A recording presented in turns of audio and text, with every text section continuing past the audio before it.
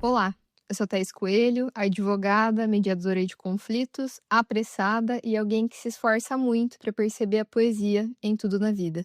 Seja muito bem-vindo e muito bem-vinda ao 17º episódio do Apressa-te a Viver Bem, um projeto que tem como objetivo direcionar as nossas energias mais caóticas para o que realmente vale a nossa pressa. Construir uma vida valiosa, onde cada dia é uma existência completa. No episódio de hoje, que você tenha pressa para fazer da sua vida um poema.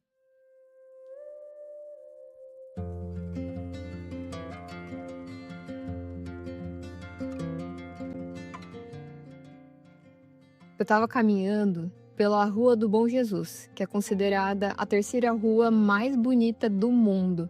E ela fica na cidade de Recife, no estado do Pernambuco, que tem simplesmente a bandeira mais linda do Brasil. E enquanto eu estava caminhando, eu tinha na minha mão o entrelace dos dedos do amor da minha vida. E eu tinha ao meu redor vários amigos que partilhavam desse mesmo ideal de vida que eu tenho, nessa ideia de que as nossas lutas são maiores que a nossa própria vida. E a gente estava finalizando um dia muito intenso, com muitas atividades, e a sensação que eu tinha naquele exato momento era como se eu estivesse naquele filme As Vantagens de Ser Invisível, que o personagem Charlie, ele tá em uma caminhonete com os amigos passando por uma estrada e ele se estica naquela caminhonete e grita bem alto: "Eu me sinto infinito".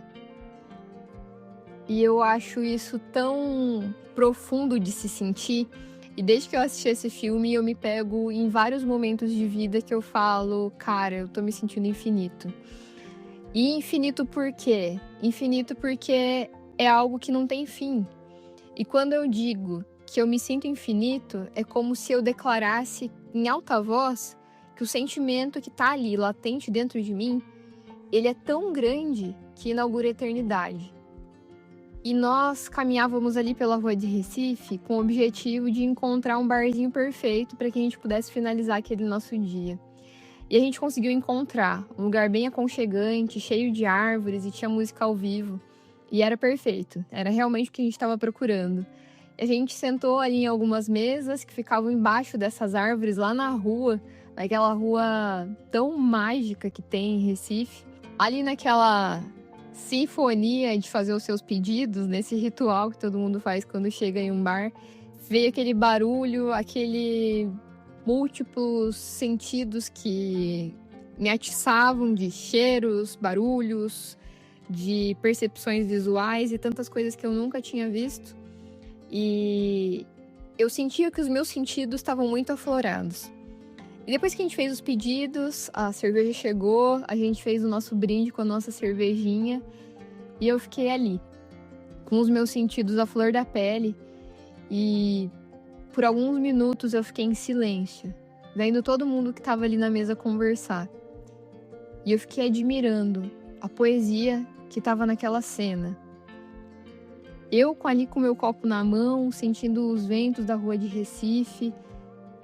E eu olhava as pessoas na rua, exalando aquela felicidade que o 11 de setembro desse ano trouxe para o povo brasileiro. E enquanto aquela banda, que era composta inclusive por membros de uma única família, tocava, eu ficava pensando como eu me sentia infinito. Infinito na certeza de que o meu passado e o meu futuro, de alguma maneira, ali estavam alinhados. Na perspectiva de que tudo aquilo me fez entender que o melhor da vida estava ali naquele presente que eu estava vivendo. A minha vida podia ter seguido por tantos outros tipos de caminho, mas nenhum deles teria me permitido viver tantas vidas dentro de uma só.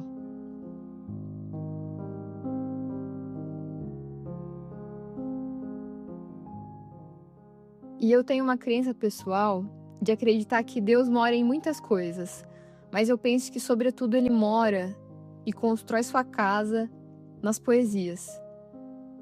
E aí vem uma lógica que a gente pode adaptar para a nossa vida. Se eu faço da minha vida uma poesia constante, a partir disso eu posso entender que eu faço Deus habitar em tudo, até mesmo numa mesa de bar, com os meus amigos. Recria tua vida. Sempre, sempre. Remove pedras e planta roseiras e faz doce.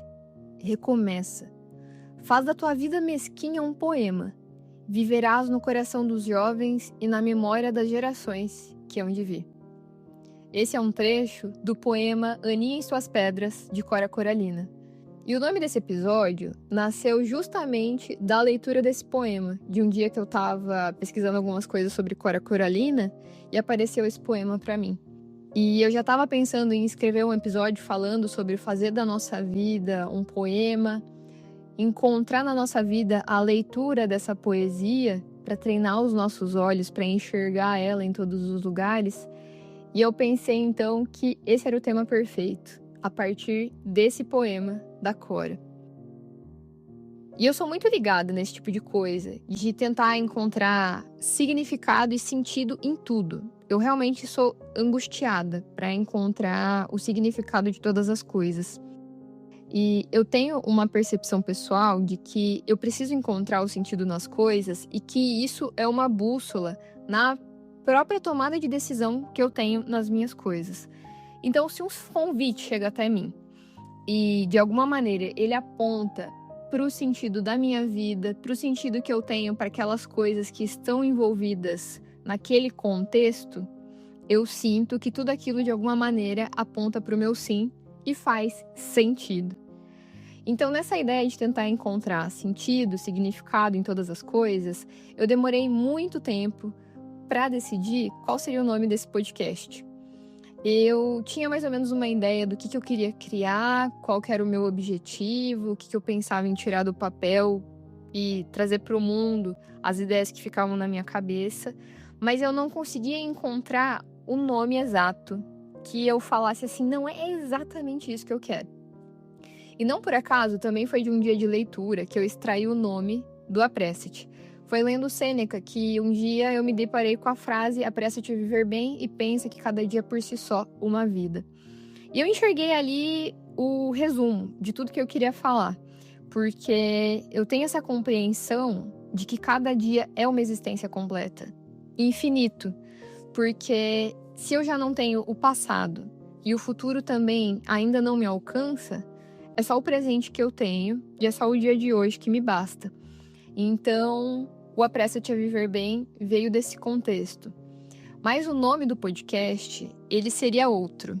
E esse nome surgiu há alguns anos, quando a minha mãe enxergou na vida um poema. Ela nunca escreveu um poema, e nem mesmo talvez ela entenda a poesia que estava contida em um gesto que ela fez para mim. Mas, de alguma maneira, esse gesto eu intitulei também como uma filosofia de vida particular, que se chamava Antes da Quarta Rosa. Eu explico o motivo para vocês.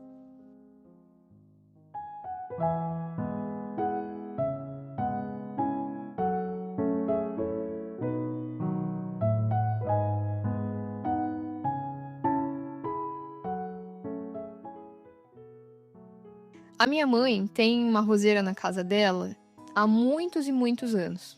E nessa roseira, a minha mãe percebeu que muitas vezes acabava surgindo 3 rosas nessa roseira, simultâneas.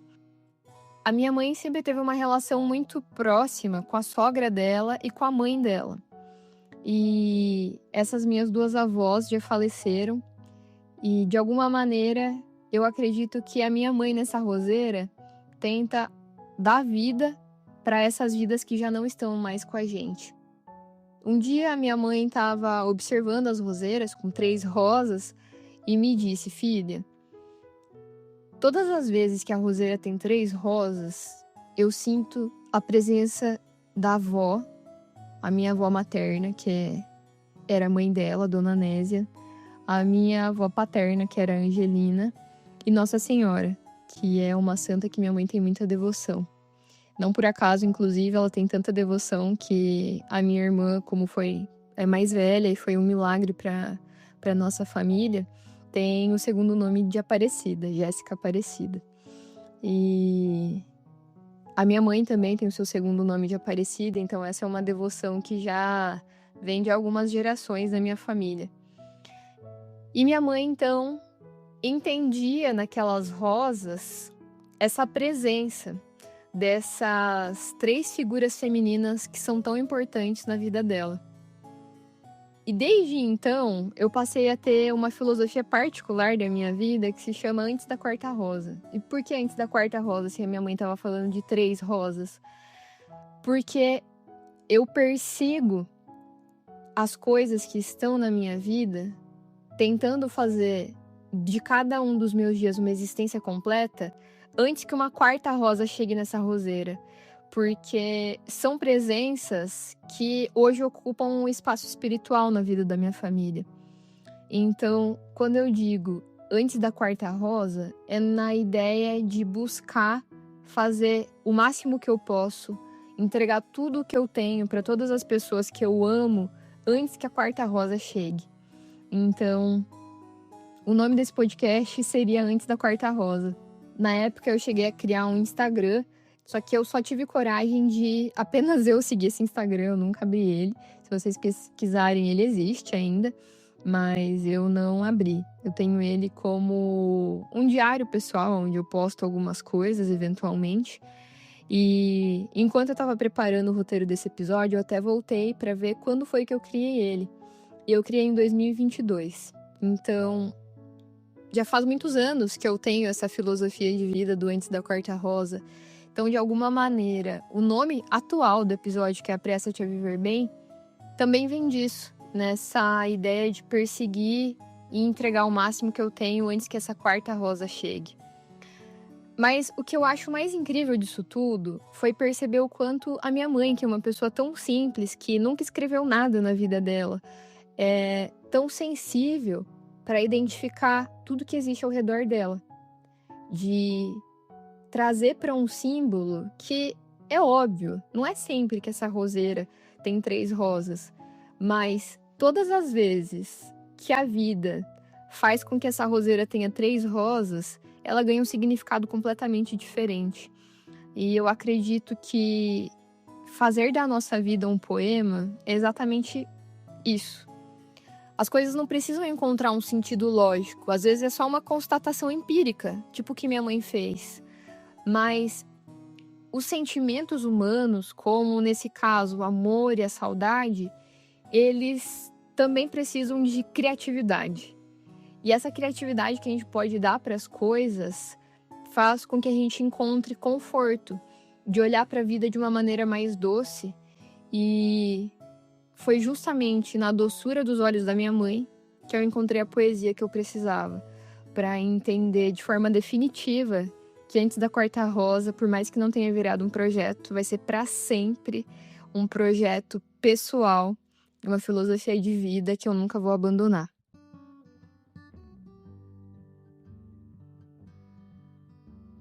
E aqui vem algo que eu realmente acredito que nós precisamos tomar posse. Tomar posse, tipo quando uma pessoa faz um concurso público e ela vai ser empossada, investida naquele cargo que ela tanto lutou para conseguir. A gente precisa tomar posse desse roteiro maluco que nós somos diretores, que é a nossa vida.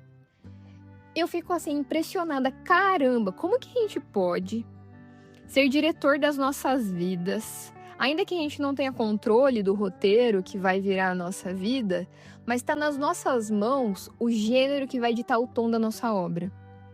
Por que é tão fácil a gente lançar sobre as nossas vidas o gênero da raiva, do tédio, do cansaço, da melancolia, do drama e de todas as coisas que fazem com que a nossa vida caminhe cada vez mais distante da poesia?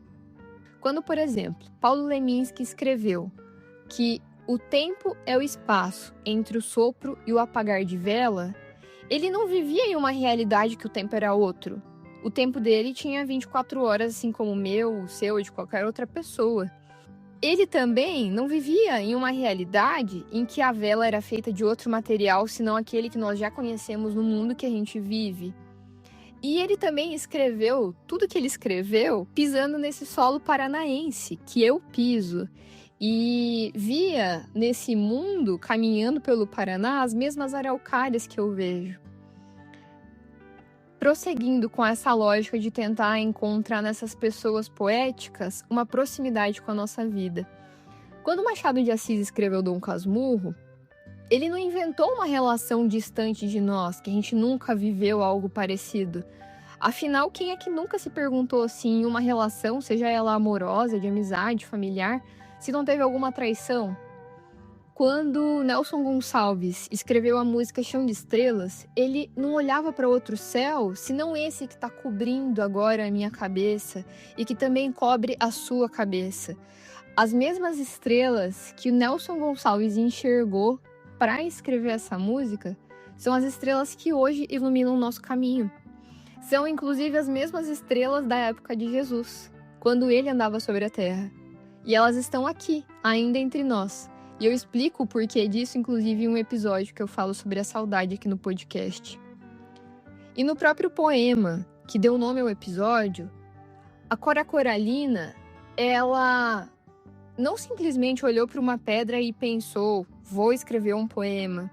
Mas de uma maneira metafórica, ela encontrou pedras no caminho dela que firmaram essa estrada, que consolidaram esse caminho da poesia que ela escreveu. E a poesia, ela não está num outro mundo.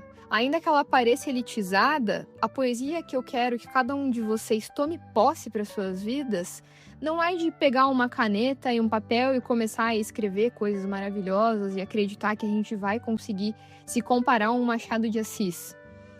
A gente não precisa escrever uma novela shakespeariana para fazer da nossa vida um poema.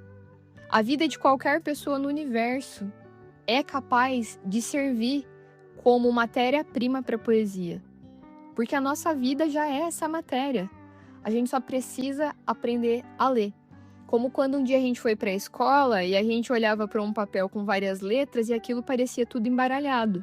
Mas com o passar do tempo, com o nosso letramento e alfabetização, nós entendemos que existia uma lógica em tudo aquilo.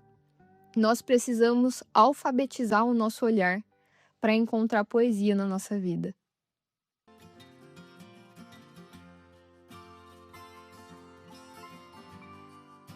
E dentro dessa temática, existe um filme maravilhoso que se chama Sociedade dos Poetas Mortos. O personagem principal, que é um professor, o John, é interpretado pelo Robin Williams. E esse filme, ele é incrível. Ele realmente, talvez, as primeiras vezes que eu conseguia passar a entender a minha vida como um poema, foi quando eu conheci esse filme. Porque ele é muito poético.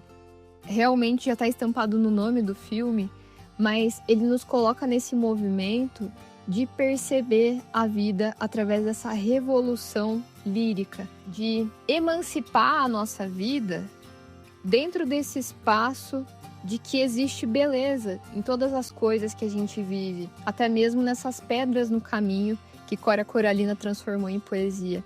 Nós também podemos transformar essas pedras, essas flores e tantos outros elementos na poesia que a gente precisa aprender a ler nas nossas vidas.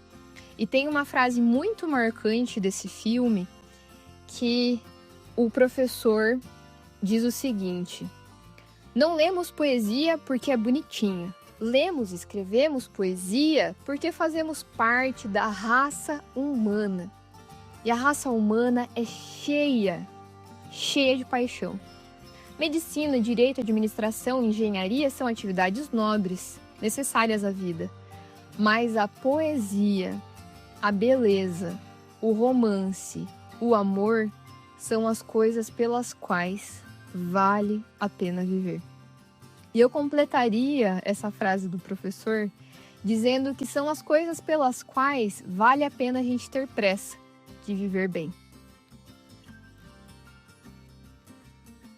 E é dentro desse filme também que existe aquela famosa expressão carpe diem, aproveite o dia.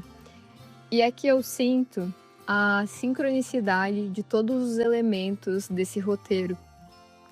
De quando eu pensei que aquela filosofia de vida que nasceu do olhar doce da minha mãe para o mundo que é o Antes da Quarta Rosa, poderia de alguma maneira casar com o objetivo desse podcast, que é me lembrar e lembrar todas as pessoas que de alguma maneira dispõem do seu tempo para me ouvir, que pressa realmente nós devemos colocar para que a gente possa alcançar uma vida melhor. E entender que cada dia é uma existência completa e que a poesia é o que faz valer a nossa vida. E eu desejo que você tenha a mesma força de vontade de uma criança que está em processo de alfabetização, para olhar para os seus dias e ler toda a poesia que está escondida em absolutamente tudo o que sua vida toca.